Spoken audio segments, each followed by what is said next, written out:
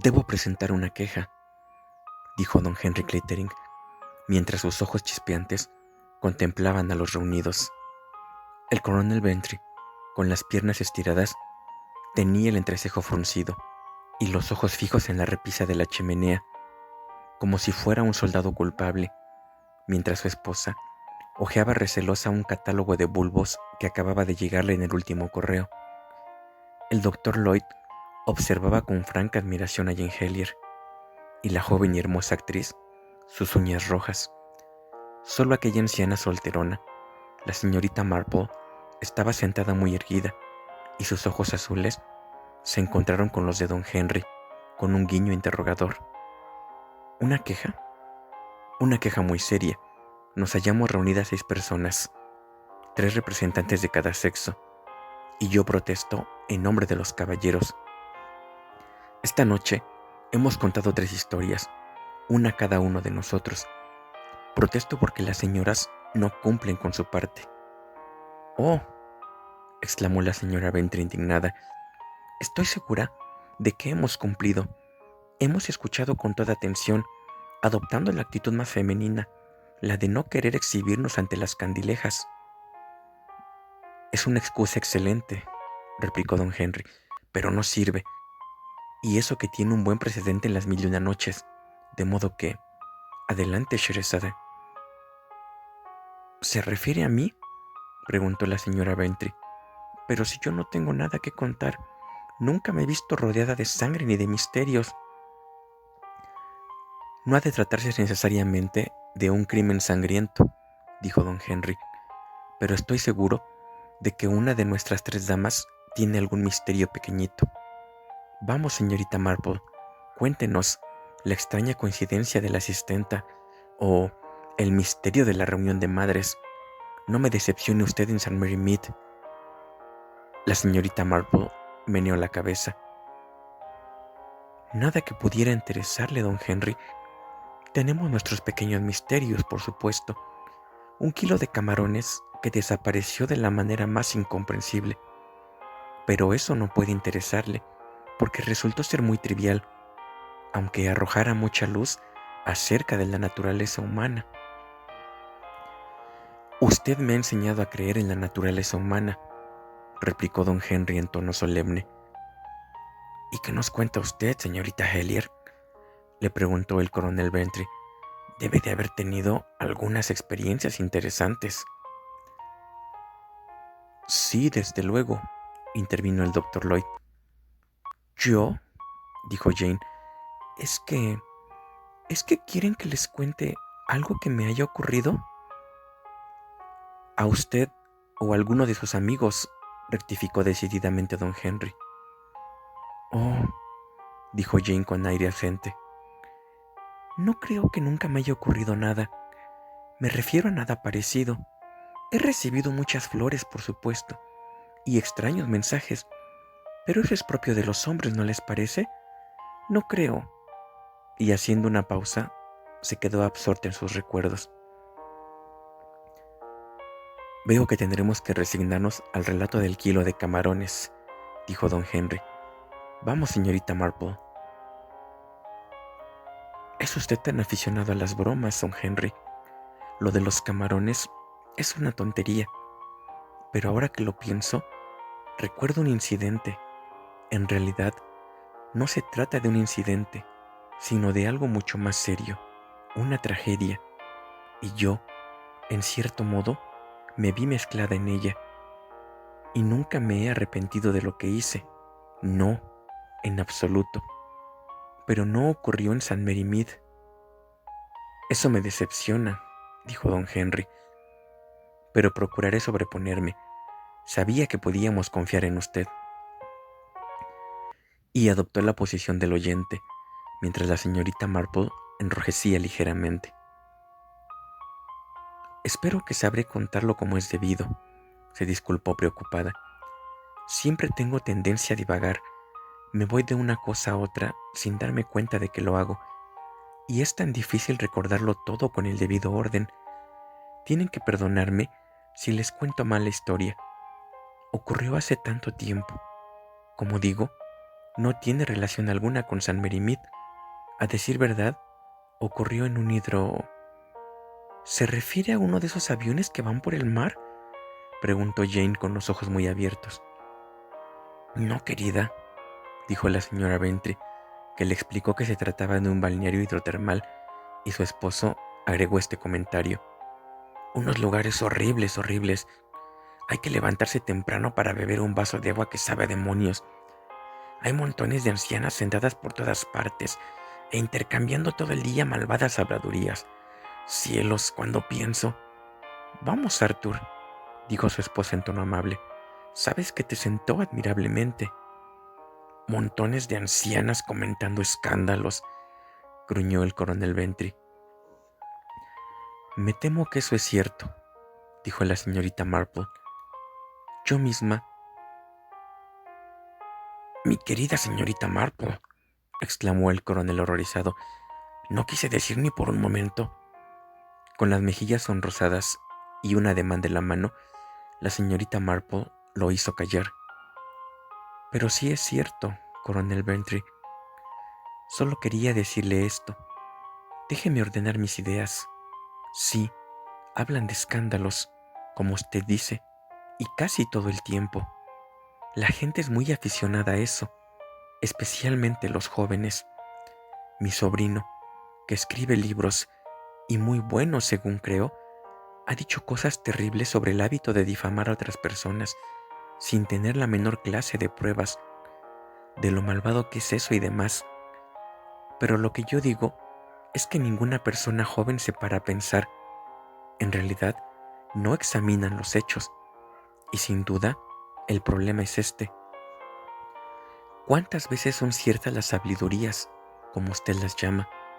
Y como les digo, yo creo que, si en realidad examinaran los hechos, descubrirían que son ciertas 9 veces de cada 10. Por eso, la gente se molesta tanto por ellas. Inspiradas presunciones, dijo don Henry. No, nada de eso. En realidad, se trata de una cuestión de práctica y experiencia. Tengo entendido que, si a un egiptólogo se le enseña uno de esos escarabajos tan curiosos, con solo mirarlo, puede decir si data de antes de Jesucristo o se trata de una vulgar imitación, y no puede dar una regla definitiva de cómo lo consigue. Lo sabe, se ha pasado toda la vida manejando esas piezas. Y eso es lo que estoy tratando de decir. Muy mal, ya lo sé. Esas mujeres, a quienes mi sobrino califica de ociosas, disponen de mucho tiempo, y su principal interés por lo general es ocuparse de la gente, y por eso llegan a convertirse en expertas. Ahora los jóvenes hablan con toda libertad de cosas que ni siquiera se mencionaban en mis días, pero en cambio tienen una mentalidad absolutamente inocente. Creen en todo y en cualquiera, y si alguien intenta prevenirlos, aunque sea con prudencia, le dicen que tiene una mentalidad victoriana, y eso, según ellos, es como estar en un pozo. ¿Y qué tienen de malo los pozos?, dijo don Henry. Exacto, respondió la señorita Marple. Es lo más necesario en una casa, pero desde luego no es nada romántico. Ahora debo confesarles que yo también tengo mis sentimientos como cualquiera, y en determinadas ocasiones me han herido profundamente con comentarios hechos sin pensar. Sé que a los caballeros no les interesan las cuestiones domésticas, pero debo mencionar a una doncella que tuve, Ethel, una muchacha muy atractiva y cumplidora. Ahora bien, en cuanto la vi, me di cuenta de que era como Annie Webb y la hija de la pobre señora Reed. Si se le presentara ocasión, eso de lo mío y de lo tuyo no significaría nada para ella, de modo que la despedí a final de mes, dándole una carta de recomendación en la que decía que era honrada y sensata, pero por mi cuenta advertí a la señora Edwards para que no la contratara, y mi sobrino Raymond se puso furioso y dijo que nunca había visto una maldad semejante. Sí, maldad. Pues bien, entró en casa de la señora Ashton, a quien yo no tenía obligación de advertir. ¿Y qué ocurrió? Desaparecieron todos los encajes de su ropa interior y 2 broches de brillantes. La muchacha se marchó en medio de la noche y nadie ha vuelto a tener noticias de ella. La señorita Marple hizo una pausa para tomar aliento y luego continuó. Ustedes dirán que esto no tiene nada que ver con lo que ocurrió en el balneario de Keston Spa, pero lo tiene en cierto modo. Explica que yo no tuviera la menor duda, desde el momento en que vi juntos a los Sanders, de que él pretendía deshacerse de ella. ¿Eh? Exclamó don Henry, inclinándose hacia adelante. La señorita Marple volvió su apacible rostro hacia él. Como le decía, don Henry, no me cupo la menor duda. El señor Sanders era un hombre corpulento, bien parecido, de rostro coloradote, muy franco en su trato y popular entre todos. Y nadie podía ser más amable con su esposa, pero yo sabía que trataba de deshacerse de ella. Mi querida señorita Marple, sí lo sé, eso es lo que diría mi sobrino Raymond West, que no tenía la menor prueba, pero yo recuerdo a Walter Holmes. Una noche que volvía paseando con su esposa, ella se cayó al río y él cobró el dinero del seguro.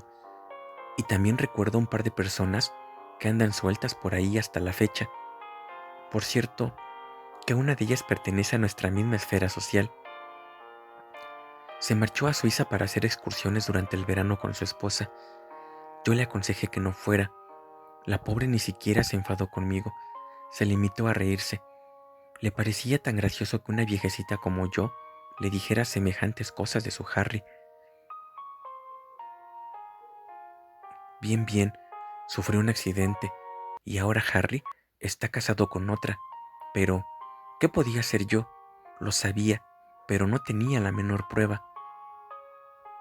«Oh, señorita Marple», exclamó la señora Bentry, «¿no querrá decir que...?» «Querida, estas cosas son muy corrientes. Ya lo creo que lo son, y los caballeros se sienten especialmente tentados por ser mucho más fuertes. Es tan fácil que parezca un accidente. Como les digo, en cuanto vi a los Sanders, lo supe. Fue en un tranvía, estaba lleno, y tuve que subir al piso superior. Nos levantamos los 3 para apearnos, y el señor Sanders perdió el equilibrio, se cayó hacia su esposa y la hizo caer escaleras abajo. Por fortuna, el cobrador era un hombre muy fuerte y logró sujetarla. Pero pudo tratarse muy bien de un accidente. Desde luego que lo fue. Nada pudo ser más accidental. Pero el señor Sanders había pertenecido a la marina mercante, según me dijo, y un hombre que es capaz de conservar el equilibrio en uno de esos barcos que se inclinan tanto, no lo pierde en la imperial de un tranvía, cuando no lo perdió una vieja como yo. No me diga eso. Y fue entonces cuando se convenció. ¿No es cierto, señorita Marple?, manifestó don Henry. La anciana asintió. Estaba bastante segura, pero otro incidente ocurrido al cruzar la calle, no mucho después, me convenció todavía más. Ahora le pregunto a usted, don Henry, ¿qué podía hacer yo? Allí estaba una mujercita casada y feliz que no tardaría en ser asesinada. Mi querida amiga, me deja usted sin respiración. Eso le pasa porque, como la mayoría de la gente de hoy en día, no se enfrenta usted a los hechos. Prefiere pensar que ciertas cosas son imposibles, pero son así, y yo lo sabía. Pero una se ve atada de pies y manos. Por ejemplo, no podía acudir a la policía. Advertir a la joven hubiera sido inútil. Estaba enamorada de aquel hombre, de modo que me dispuse a averiguar todo lo que pudiera acerca de ellos. Hay un sinfín de oportunidades mientras se hace labor alrededor del fuego. La señora Sanders, Gladys era su nombre de pila, estaba deseosa de hablar. Al parecer no llevaban mucho tiempo casados. Su esposo debía heredar algunas propiedades, pero por el momento estaban bastante mal de dinero. En resumen, vivían de la pequeña renta de ella.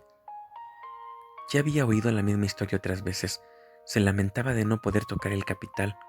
Al parecer, alguien había tenido un poco de sentido común, pero el dinero era suyo y podía dejárselo a quien quisiera, según averigüé. Ella y su esposo habían hecho testamento poco después de su matrimonio, uno a favor del otro, muy conmovedor. Claro que cuando a Jack le fueran bien las cosas, esa era la carga que debían soportar y entre tanto andaban bastante apurados. Por aquel entonces tenían una habitación en el piso más alto, entre las del servicio, y muy peligrosa en caso de incendio. Aunque tenían una escalera de incendios precisamente delante de la ventana, me informé prudentemente de si tenían balcón. Son tan peligrosos los balcones. Un empujoncito y... La hice prometer a ella que no se asomaría al balcón, que había tenido un sueño. Esto le impresionó. A veces se puede hacer algún favor aprovechándose de la superstición. Era una joven rubia, de facciones un tanto desdibujadas, que llevaba los cabellos recogidos en un moño sobre la nuca, y muy crédula. Le contó a su marido lo que yo le había dicho, y observé que él me miraba con curiosidad un par de veces. Él no era crédulo, y sabía que yo iba en aquel tranvía. Pero yo estaba preocupada, muy preocupada, porque no veía cómo podría engañarle. Podía impedir que ocurriese algo en el balneario con solo decir unas palabras que le demostraran mis sospechas, pero eso únicamente significaría aplazar su plan hasta más tarde. No, empecé a creer que la única política aconsejable era una más osada, y de un modo u otro, tenderle una trampa.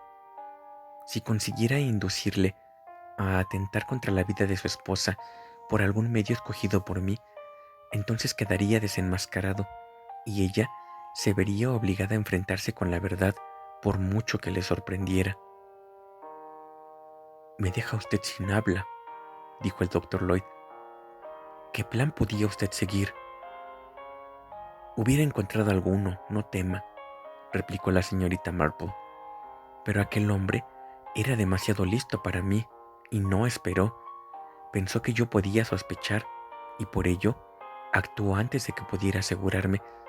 Sabía que yo recelaría de un accidente, así que cometió un crimen». Un murmullo recorrió la habitación y la señorita Marple asintió con los labios apretados. «Temo haberlo expuesto con bastante brusquedad. Debo tratar de explicarles exactamente lo ocurrido. Siempre he experimentado un sentimiento de amargura al recordarlo. Siempre me he sentido como si hubiera debido evitarlo a toda costa, pero ¿quién conoce los designios del Señor? De todas formas, hice lo que pude». Se respiraba una atmósfera extraña, como si flotara una amenaza en el aire, oprimiéndonos a todos.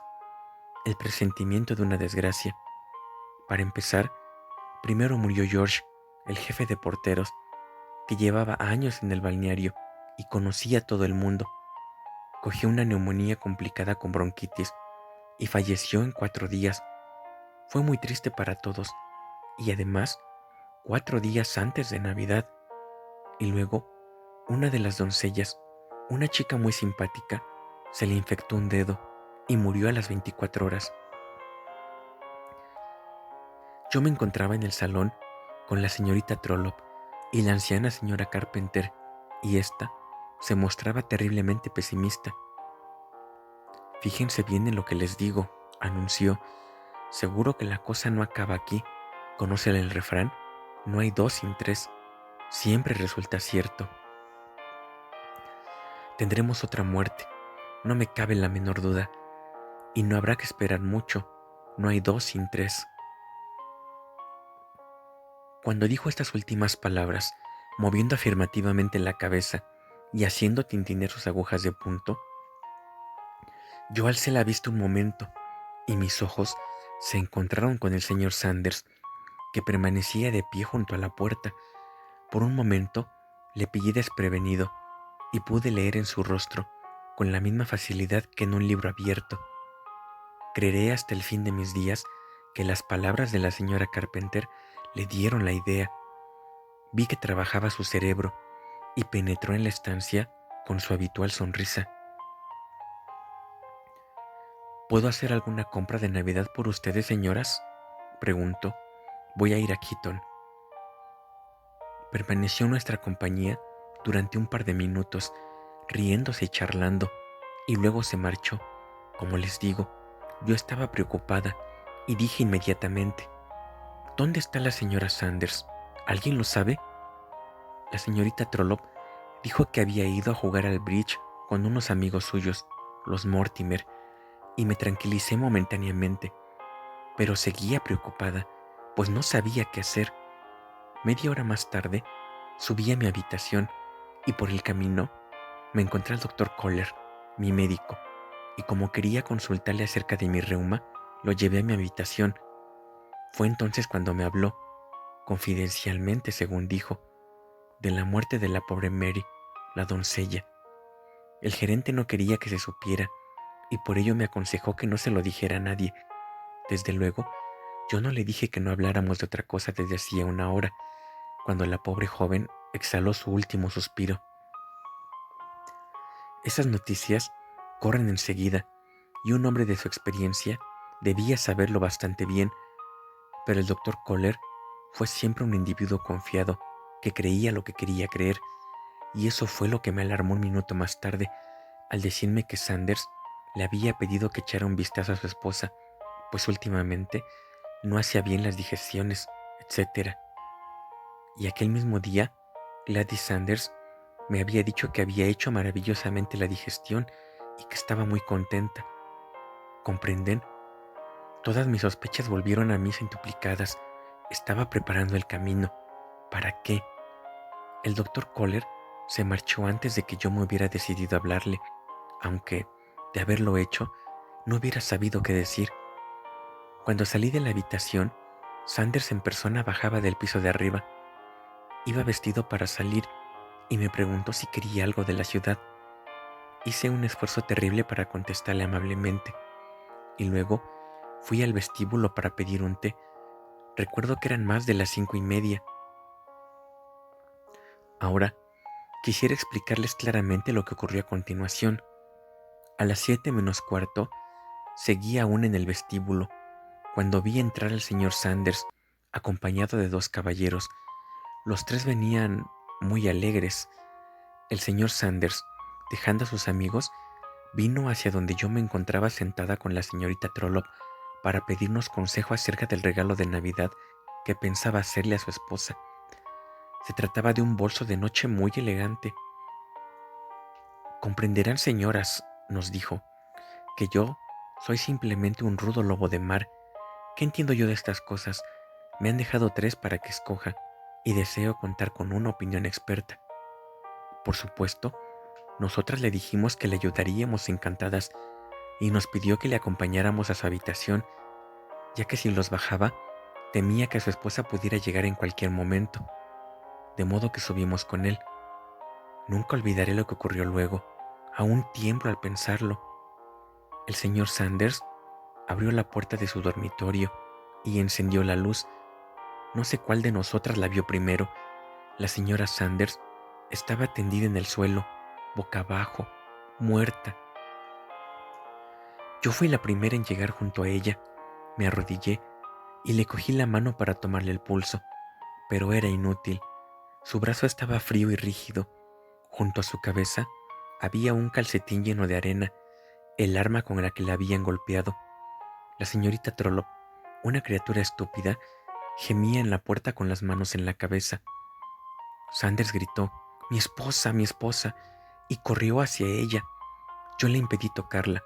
Comprendan, en aquel momento estaba segura de que había sido él, y tal vez quisiera quitar u ocultar alguna cosa. No hay que tocar nada, le dije. Domínese, señor Sanders. Señorita Trollope, haga el favor de ir a buscar al gerente. Yo permanecía arrodillada junto al cadáver.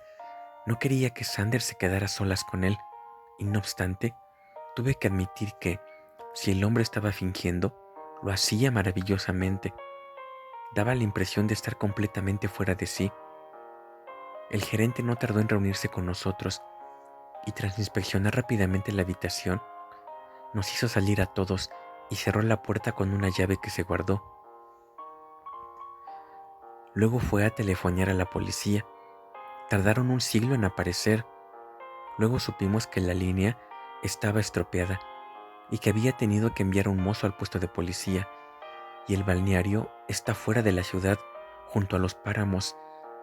La señora Carpenter estaba muy satisfecha de que su profecía, no hay dos sin tres, se hubiera cumplido tan rápidamente.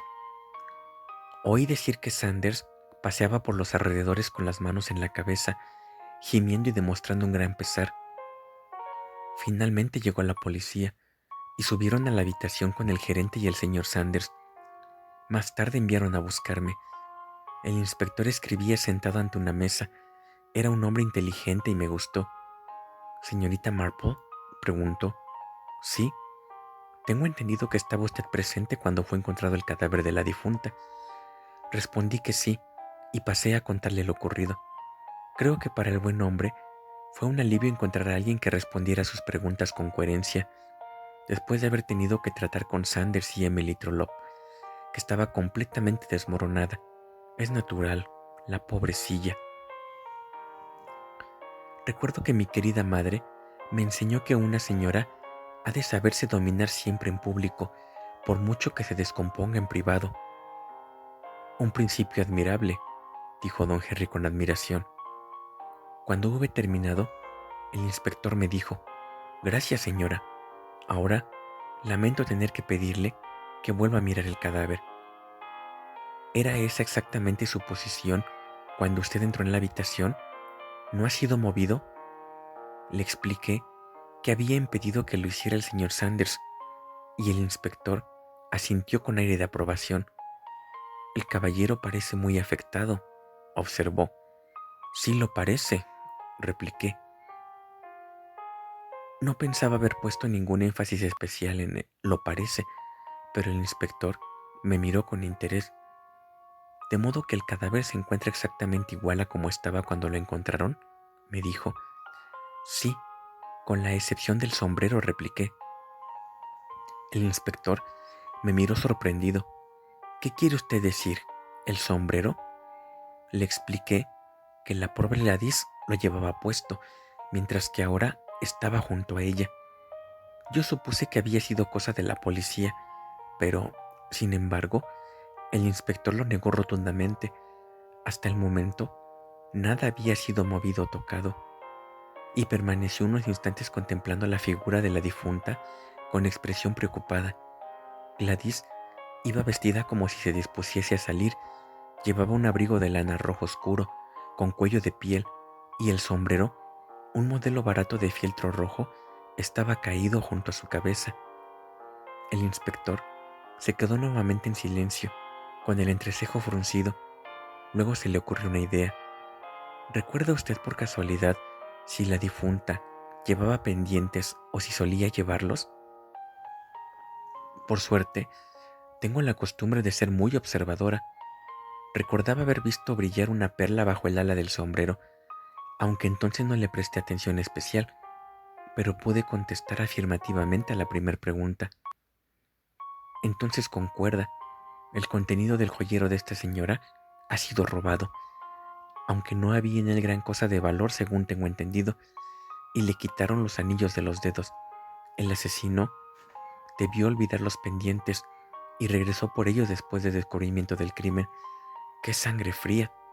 O tal vez... Miró a su alrededor y continuó despacio. Es posible que haya estado escondido en esta habitación todo el tiempo. Pero yo me negué a aceptar la idea. Le expliqué que yo misma había mirado debajo de la cama y que el gerente abrió las puertas del armario y no existía ningún otro lugar donde pudiera esconderse un hombre. Es cierto que la parte central del armario estaba cerrada con llave, pero era solo un espacio lleno de estantes y nadie pudo haberse escondido allí. El inspector asintió mientras yo le iba explicando todo aquello. Tiene usted razón, señora, me dijo. En ese caso, como ya le he dicho antes, debió regresar, un asesino de tremenda sangre fría. Pero el gerente cerró la puerta y se guardó la llave. Eso no significa nada. Queda el balcón y la escalera de incendios. Por ahí entró el asesino. Es bastante probable que ustedes lo sorprendieran, se deslizara por la ventana y luego, al marcharse ustedes, regresara para continuar su trabajo. ¿Está usted seguro?, le pregunté, ¿de que era un ladrón? Me contestó secamente. Bueno, eso parece, ¿no? Pero algo en su tono me tranquilizó. Comprendí que no le convencía el papel de viudo inconsolable que intentaba representar el señor Sanders. Admito con toda franqueza que me encontraba bajo lo que nuestros vecinos los franceses llaman idée fixe. Sabía que el hombre, Sanders, intentaba matar a su esposa, y no cabía desde mi punto de vista la extraña y fantástica posibilidad de una coincidencia. Estaba segura de que mi presentimiento acerca del señor Sanders era absolutamente justificado. Aquel hombre era un malvado, y a pesar de que todos sus fingimientos hipócritas no habían conseguido engañarme, recuerdo haber pensado que fingía su sorpresa y aflicción maravillosamente bien. Parecía tan espontáneas. Ya saben lo que quiero decir. Debo admitir que, después de mi conversación con el inspector, empecé a sentirme invadida por la duda, porque si Sanders había sido el autor de aquel horrible crimen, yo no podía imaginar razón alguna por la que debiera haber vuelto por la escalera de incendios a llevarse los pendientes de su esposa.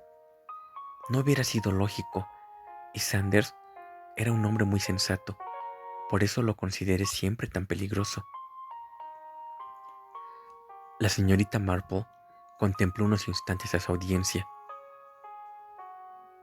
¿Ven tal vez a dónde quiero ir a parar? En este caso, creo que estaba tan segura que eso me cegó, y el resultado me causó profunda sorpresa, ya que se probó, sin la menor duda posible, que el señor Sanders no pudo cometer el crimen.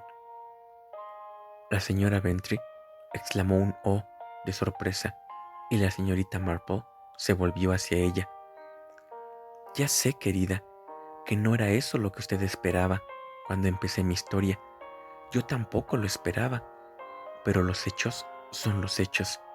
Y si se demuestra que uno se ha equivocado, hay que ser humilde y volver a empezar de nuevo. Yo sabía que el señor Sanders era un asesino en potencia, y nunca ocurrió nada que destruyera esa opinión. Y ahora, supongo que le gustará saber lo que ocurrió en realidad.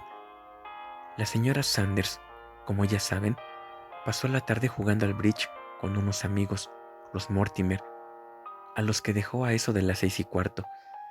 De la casa de sus amigos al balneario había un cuarto de hora paseando y algo menos a buen paso. Debió regresar a las 6:30. Nadie la vio entrar, de modo que debió hacerlo por la puerta lateral y subir directamente a su habitación. Allí se cambió. El traje chaqueta que llevaba para jugar al bridge estaba colgado en el armario y se disponía a salir otra vez cuando la golpearon. Es muy posible que no llegara a enterarse de quién la golpeó. Tengo entendido que un calcetín relleno de arena es un arma eficiente. Eso hace pensar que su agresor debía estar escondido en la habitación, posiblemente en uno de los armarios, el que no abrió. Ahora pasemos a relatar los movimientos del señor Sanders. Salió, como ya he dicho, a eso de las 5:30 o un poco después. Realizó algunas compras en un par de tiendas y cerca de las 6 entró en el Gran Hotel Spa, donde se reunió con 2 amigos, los mismos que más tarde lo acompañaron al balneario. Estuvieron jugando al billar y deduzco también que bebieron bastante whisky. Esos 2 hombres se llamaban Hitchcock y Spender. Estuvieron con él desde las 6 en adelante. Vinieron caminando con él hasta el balneario y solo se separó de ellos para venir a hablar conmigo y la señorita Trollope. Y eso, como les dije, fue cerca de las 7:15, hora en que su esposa ya debía de estar muerta. Debo decirles que yo misma hablé con esos 2 amigos y no me gustaron. No eran ni simpáticos ni caballeros, pero tuve la certeza de que decían absolutamente la verdad al declarar que Sanders había pasado todo el tiempo en su compañía. Luego se averiguó otra cosa. Al parecer, Durante la partida de bridge, llamaron por teléfono a la señora Sanders. Un tal señor Littleworth deseaba hablar con ella. Pareció excitada y satisfecha por algo. Casualmente, cometió un par de errores importantes y se marchó antes de lo que esperaban. Le preguntaron al señor Sanders si sabía si aquel señor Littleworth era una de las amistades de su esposa, mas declaró que nunca había oído hablar aquel nombre, y a mí me pareció, por la actitud de su esposa, que ella tampoco debía saber gran cosa de aquel Littleworth. Sin embargo, volvió del teléfono sonriente y ruborizada, lo cual hace suponer que quienquiera que fuese no dio su verdadero nombre, y eso, en sí, parece sospechoso, ¿no creen? De todas formas, el problema quedaba planteado así.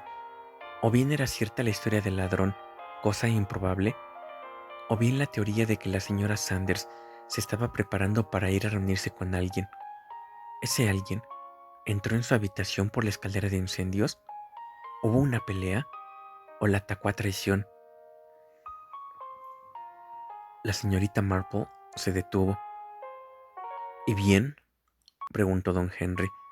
¿Cuál es la solución? Me estaba preguntando si la habría adivinado alguno de ustedes. Nunca he sido muy buena adivina, contestó la señorita Bentry. Me parece una lástima que Sanders tuviera una coartada tan maravillosa, pero si a usted le satisfizo, tenía que ser cierta. Jane Hellier hizo una pregunta moviendo su hermosa cabecita. ¿Por qué estaba cerrada una puerta del armario? Qué inteligente es usted, querida, dijo la señorita Marple, con el rostro resplandeciente. Eso es lo que yo me pregunté, aunque la explicación era bien sencilla. En su interior había un par de zapatillas bordadas y unos pañuelos de bolsillo que la pobrecilla bordaba para su esposo como regalo de Navidad. Por eso estaba cerrado, y la llave fue encontrada en su bolso. «Oh», dijo Jane Hellier, «entonces, al fin y al cabo, no tiene interés». «Oh, claro que sí», replicó la señorita Marple. «Es precisamente la única cosa interesante, lo que hizo fracasar los planes del asesino». Todos miraron a la anciana. «Yo no lo comprendí hasta al cabo de 2 días», dijo la señorita Marple. «Le estuve dando vueltas y más vueltas, y de pronto lo vi todo claro. Fui a ver al inspector para pedirle que probara una cosa, y lo hizo. Le pedí que le pusiera el sombrero a la pobre difunta, y no pudo, por supuesto, no le cabía. ¿Comprenden? No era suyo». La señora Bentry se sobresaltó. «Pero, ¿no lo tenía puesto al principio?» «En su cabeza no». La señorita Marple se detuvo un momento para dejar que sus palabras hicieran efecto, y luego continuó.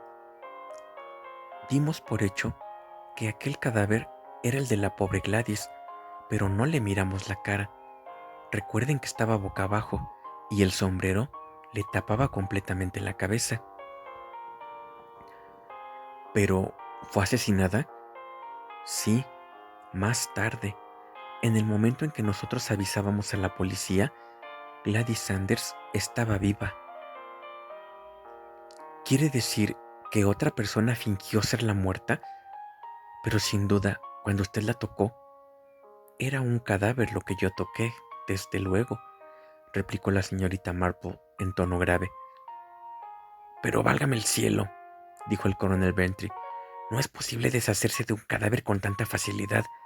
¿Qué hicieron después con el primero?» «Lo devolvió», dijo la señorita Marple. «Fue una idea malvada, pero muy inteligente, y se la dieron las palabras que nos oyó decir en el salón. ¿Por qué no utilizar el cadáver de la pobre Mary, la doncella? Recuerden que la habitación de los Sanders estaba entre las de los 2 criados, y la de Mary estaba 2 puertas más allá, y los de la funeraria no irían a recoger el cadáver hasta después de que anocheciera. Él contaba con ello. Se llevó el cadáver por el balcón A las 5 era ya de noche, y lo vistió con un traje de su esposa y su abrigo encarnado. Y entonces encontró cerrada con llave la puerta del armario donde su esposa guardaba los sombreros. Solo podía hacer una cosa: coger uno de los sombreros de la doncella. Nadie habría de notarlo. Dejó el calcetín relleno de arena junto a ella y fue en busca de sus amigos para establecer su coartada. Telefonó a su esposa dando el nombre del señor Littleworth. Ignoro lo que le diría, ella era tan crédula, pero consiguió que abandonara su partida de bridge y regresara antes para encontrarse con él a las 7, junto a la escalera de incendios del balneario, probablemente diciéndole que le reservaba una sorpresa. Regresó al balneario con sus amigos y se las arregló de modo que la señorita Trollope y yo descubriéramos el crimen con él. Incluso hizo ademán de querer dar la vuelta al cadáver, y yo lo detuve. Luego se avisó a la policía, y él salió a lamentarse por los alrededores. Nadie le pidió que presentara una coartada después del crimen. Se reúne con su esposa, la hace subir por la escalera de incendios y entrar en su dormitorio. Tal vez le ha contado ya alguna historia para explicar la presencia del cadáver. Ella se inclina junto a él y Sanders la golpea con el calcetín relleno de arena.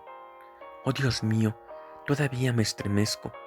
Y la chaqueta la cuelga en el armario y la viste con las ropas del otro cadáver. Pero el sombrero no le entra, la cabeza de Mary es pequeña y en cambio Gladys Sanders, como ya he dicho, llevaba un gran moño en la nuca. Por ello se ve obligado a dejarlo junto a ella, con la esperanza de que nadie lo note. Luego vuelve a llevar el cuerpo de la pobre Mary a su habitación, donde la coloca de nuevo decorosamente.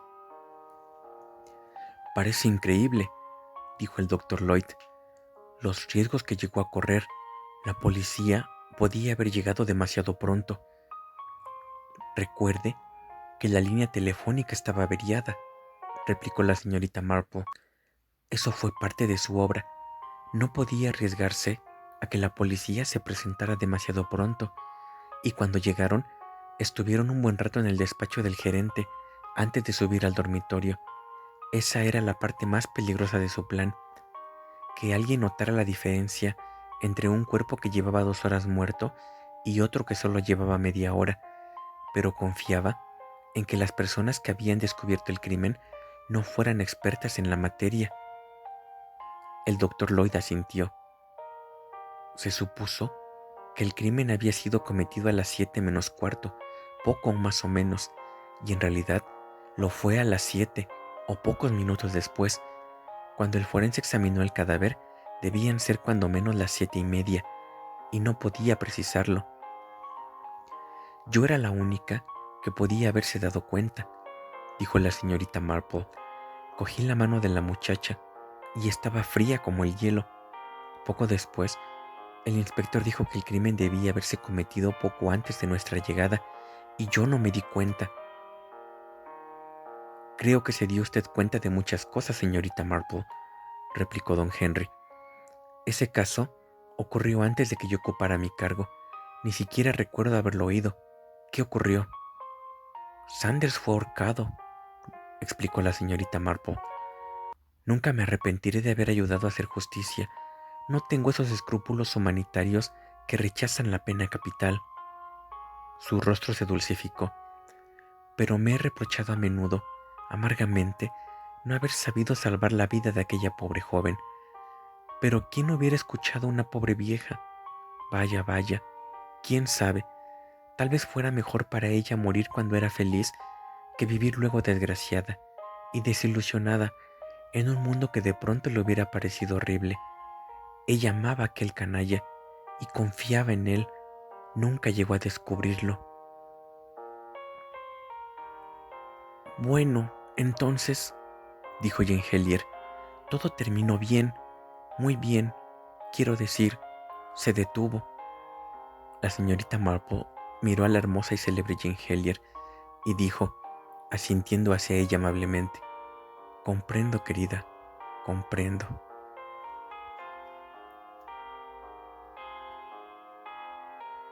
Tragedia navideña. Agatha Christie.